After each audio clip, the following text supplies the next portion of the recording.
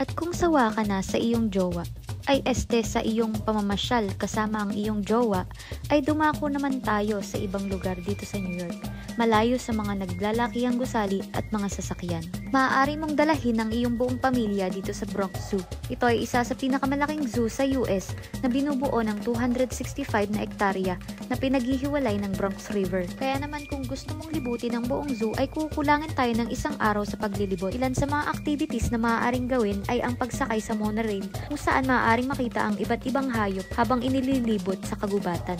Maaari din tayong sumakay sa zoo shuttle upang makarating sa kabilang parte ng zoo. Dahil kapag nilakad mo ito ay tsak na aatake ang rayuma mo. Sakto naman at makakarating tayo sa nature trek kung saan ma-experience natin ang point of view ng isang ibon sa kanyang tirahan. Mukhang sila ay gutom na at ikaw ay gutom na din. Habang kumakain tayo ay masisilayan ang mga makukulay na peacock. Meron din silang souvenir shop upang may maiuwi ka namang souvenir sa iyong bagong adventure experience.